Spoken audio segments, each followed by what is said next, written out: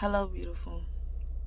Y'all ever have any of those days where it's like you have some things that you want to get done? You have some things that you absolutely need to get done, and you need to prepare, you need to plan so that you can truly prosper. But you just feel like you want to go back to bed, or you feel like you don't even want to get out of bed, or you feel like this ain't it today, so you give like 40%. Maybe 50%, 60% if you're lucky, right? But like, it's just one of those days where I feel drained, and I feel like I'm a little on the fragile side, and I have the urge to shut down and be still. Be still, because life is lifing. Life will continue to life, right? Like, life will continue to life. There's nothing I can do to stop the hindrances or the challenges that I will continue to face on a daily basis, simply because there are other humans in this world that I have no control over. So life is going to continue to life. And I have my own decisions that I can control in that manner, and the decision I'm going to choose in the space that I'm in right now, where I feel like I need to be still, is to choose to truly be still. And what that truly means as a woman of God is to let go and to release and to truly pray and connect back with God, our source of everything, right? He's my source of love and protection and healing and strength. His grace and his mercy surpasses all understanding. His love, that nourishment that he gives us, like, all of that is needed in a time like this. When I say I need and I feel the urge to be still, it's allowing him to move. It's allowing him to do the work. It's allowing him to truly take the lead and be the leader in our lives and be that guide that I truly need each and every single day, to say, I have a plan and I'm going to orchestrate it. Are you going to be a part of it? And I'm truly deciding that I'm going to be a part of it. I'm tired. I'm going to be still. I'm going to listen.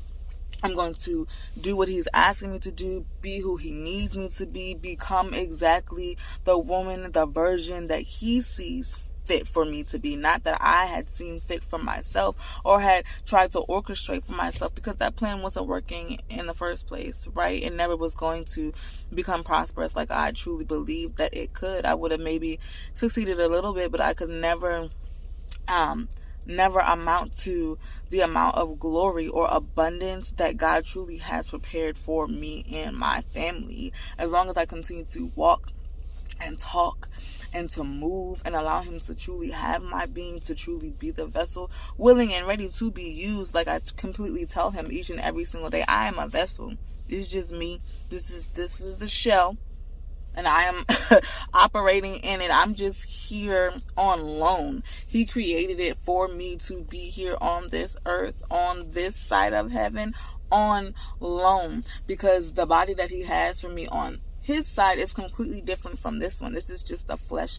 This is what is needed in order to exist in this realm. He's given it to me on loan, so I have to remember that it is not my own, that I am here for a reason. I am here for a purpose, and I'm here for his truth, for his way, and for his life, right? So I need to walk in the ways that he has me to walk, and that's hard. Sometimes I'm not going to hear it correctly. Sometimes I'm not going to see it right, but that means that I have to truly get back on my knees and truly connect back with God, so I can get the actual version that I need, not the one where I'm mixing it up, not the one where I'm having trouble actually going forth in it, because there's no confusion when it comes to God. If I'm confused, then I didn't hear him clearly. If I'm still questioning, then clearly I didn't get everything that he needed me to get, because he makes no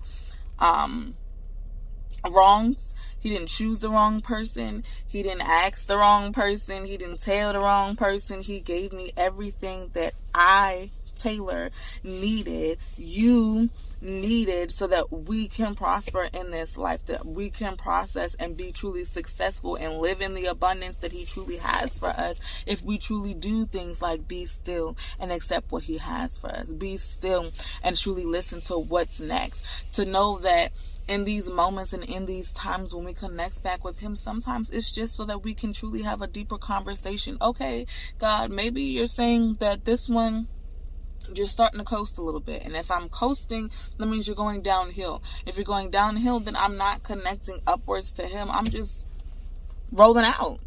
I'm leaving. And I'm not trying to leave my God and my Father. I'm not trying to say that this life is too hard and that I can't do it.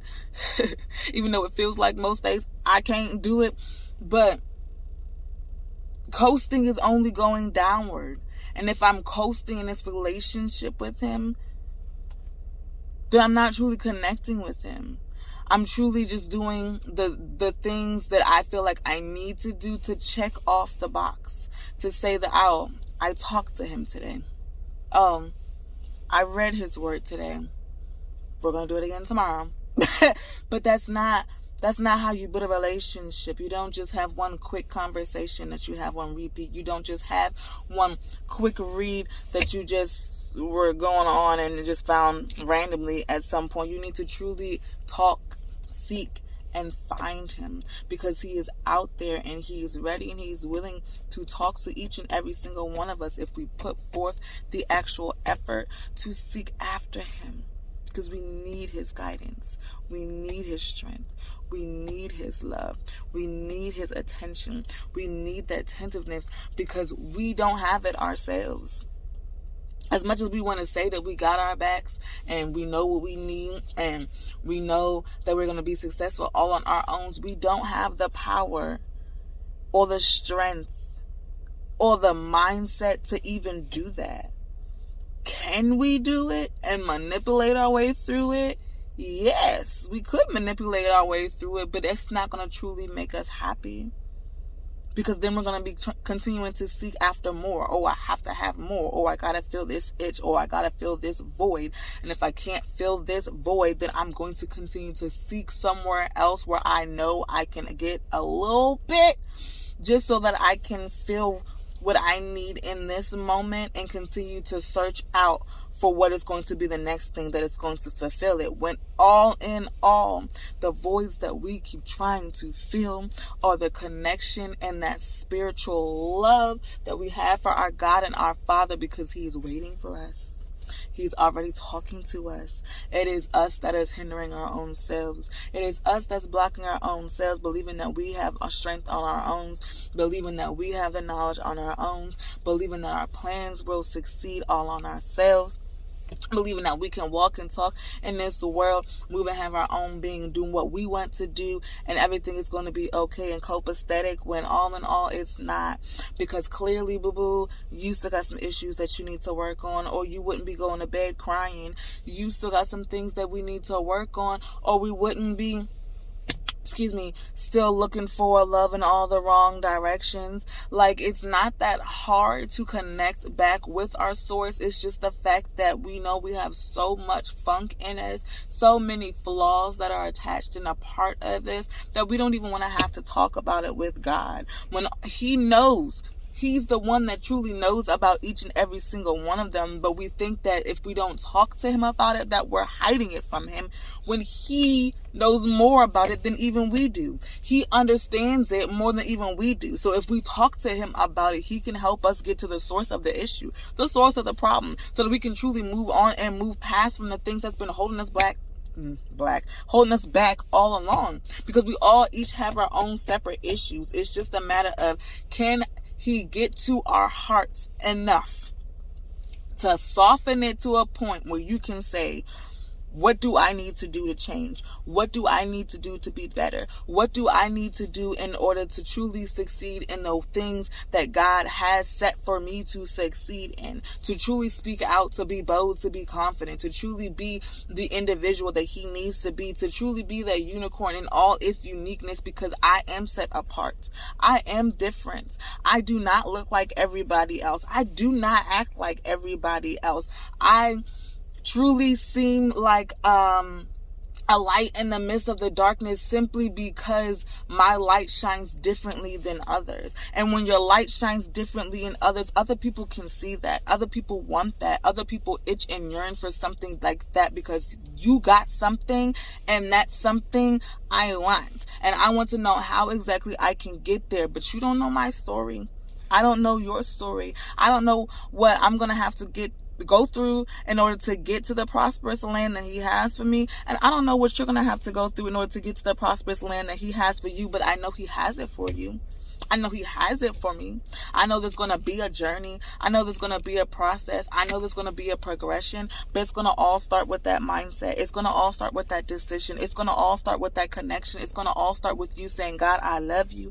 God, I trust you. God, I need you. I'm going to be still and allow you to do exactly what you are going to do, because I already know that you have a plan. I already know that you are orchestrating and have your hands in the midst of all of this, deep into this pot, no matter how much they believe they have us, no matter how much they believe that they can control us, no matter how much they can believe that they can deceive us and they can distract us and they can deter us from the light and the ways of God, our King. His hands are so deep into this pot that when he truly flips everything upside down, they're not going to know or understand exactly what has happened. They're not going to know and understand exactly what is transpiring, because God's glory is always victorious. So it's just a matter of time. So I'm going to stand firm and flat-footed in this season and know and understand that even on those days where I feel like I just can't, I will.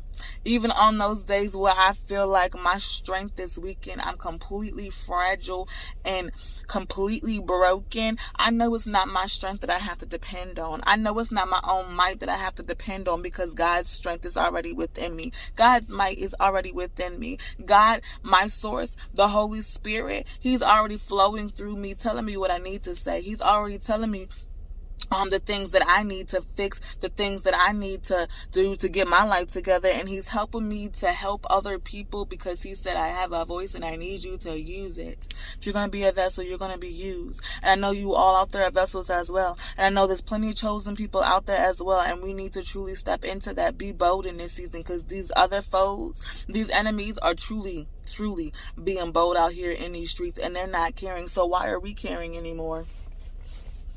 Why should I care anymore if they're not going to care? If you're going to be that bold about it, I'm going to be even bolder about my God. I'm going to show you that I truly love my Savior, Jesus Christ, because he talks on behalf of me.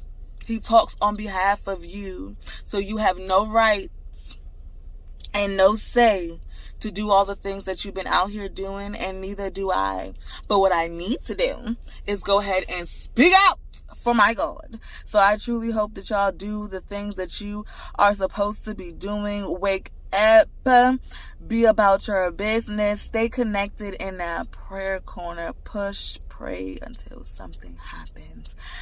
Keep your heads up. I love y'all. Peace.